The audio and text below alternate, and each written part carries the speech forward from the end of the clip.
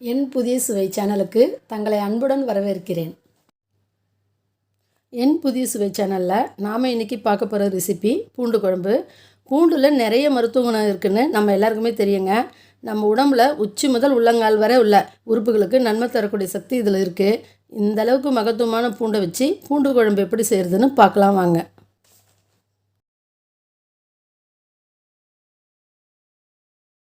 பூண்டு குழம்பு வைக்கிறதுக்கு 200 கிராம் பூண்டை தோல் உரித்து எடுத்து வச்சுருக்கேன். அதை இப்போ இந்த குக்கரில் சேர்த்துக்கலாம். இப்போ பூண்டு வேகிறதுக்கு தேவையான அளவுக்கு தண்ணி சேர்த்துப்போம். பூண்டு மூழ்கிற அளவுக்கு ஊற்றிக்குங்க, ரொம்ப அதிகமாக ஊற்றாதீங்க தண்ணியை. இப்போ இது நல்லா ஒரு 2 இல்லை 3 விசில் கொடுத்து நல்லா வேக வச்சு எடுத்துக்கலாம். இப்போ குக்கர் ரிலீஸ் ஆயிடுச்சு, திறந்து பார்ப்போம்.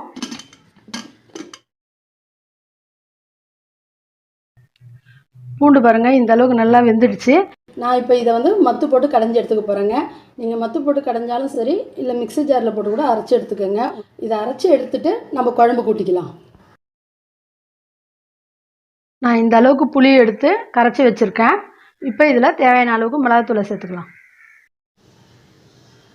இது கூடவே ஒரு 1/4 ஸ்பூன் மஞ்சள் தூள், தேவையான அளவுக்கு உப்பு சேர்த்துட்டு நம்ம வேக வச்சு அரைச்சி வச்சுருக்கோம் இல்லைங்களா பூண்டு விழுது, அதை இதில் சேர்த்துப்போம். இது எல்லாத்தையும் சேர்த்துட்டு இப்போ நல்லா இதை கரைச்சி வச்சுப்போம். இப்போ குழம்பு கூட்டி வச்சு நம்ம குழம்பை தாளிச்சிக்கலாம். வானல் சூடானதும் தேவையான அளவுக்கு நல்லெண்ணெய் ஊற்றிக்கோங்க. எண்ணெய் சூடாயிடுச்சு, இதில் 1 ஸ்பூன் வடகத்தை சேர்த்துக்கோங்க. இது கூடயே 2 சிட்டிகை வெந்தயத்தையும் சேர்த்துக்குங்க. வடகம் இல்லாதவங்க கடுகு போட்டு தளிச்சிக்கோங்க, ஒன்றும் பிரச்சனை இல்லை. ஆனால் இஞ்சி குழம்பு இந்த பூண்டு குழம்புக்கெலாம் வடகம் போட்டு தளிச்சா நல்லாயிருக்குங்க. வடகமும் வெந்தயமும் இந்த அளவுக்கு நல்லா பொரிஞ்சிட்ட உடனே ஒரு 20 சின்ன வெங்காயத்தை கொஞ்சம் மைய இடித்து வச்சுருக்கேன், அதை இதில் சேர்த்துப்போம். வெங்காயத்தை இடித்து ஏன் சேர்க்குறேன்னாங்க, வெங்காயம் எப்போவுமே இடித்து சேர்த்தோம்னா குழம்பு நல்லா டேஸ்ட்டாக இருக்கும். அதே நேரத்தில் கொஞ்சம் திக்னஸும் கொடுக்கும். நான் இதில் சின்ன வெங்காயத்தை சேர்த்துருக்கேன். உங்கள்கிட்ட சின்ன வெங்காயம் இல்லைன்னா நீங்கள் பெரிய வெங்காயத்தை கூட இந்த மாதிரி இடித்து சேர்த்துக்கோங்க. இது கூடவே ஒரு கைப்பிடி அளவுக்கு சின்ன வெங்காயத்தை முழுசாகவும் சேர்த்துக்கோங்க. அடுத்ததாக ஒரு 1/2 கைப்பிடி அளவுக்கு வெள்ளை பூண்டை சேர்த்துக்கோங்க.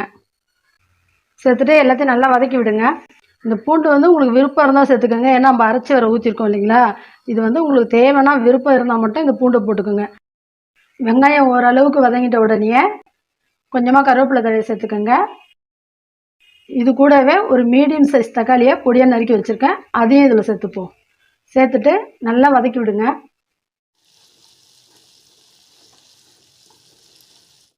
நல்லா தக்காளி வெங்காயம் பூண்டெல்லாம் நல்லா இந்த அளவுக்கு வதங்கிட்ட உடனே நாம் கூட்டி வச்சுருக்கோம் இல்லைங்களா குழம்பு, அதை எடுத்து இதில் ஊற்றிப்போம்.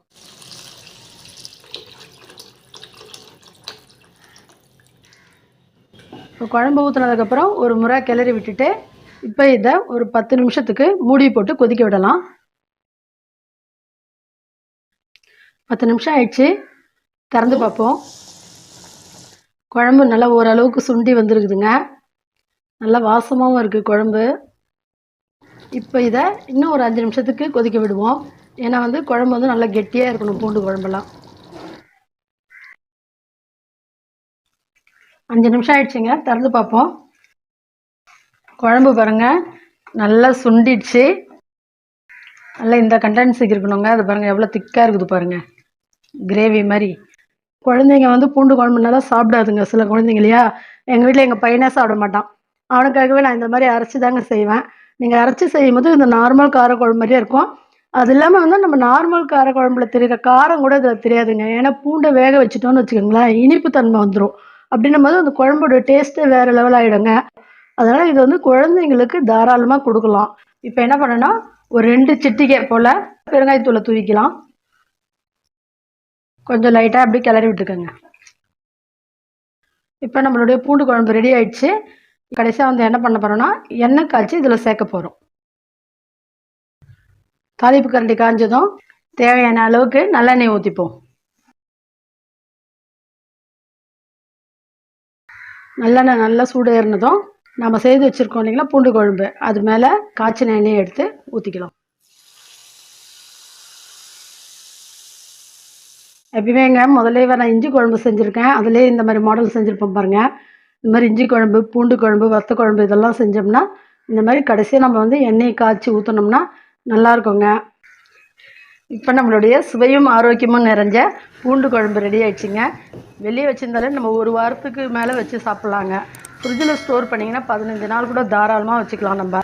உடம்புக்கு ரொம்ப நல்லது பூண்டுன்றது உங்களுக்கு தெரியும். நான் செய்து காட்டின இந்த மெத்தட்லயே செய்து பாருங்க. உங்களுக்கு இந்த டேஸ்ட் பிடிச்சிருந்ததுன்னா மறக்காம கமெண்ட்ஸ்ல தெரியப்படுத்துங்க. இது மாரி வேற ஒரு நல்ல ரெசிபியோட நம்ம அடுத்த வீடியோல சந்திக்கலாம்.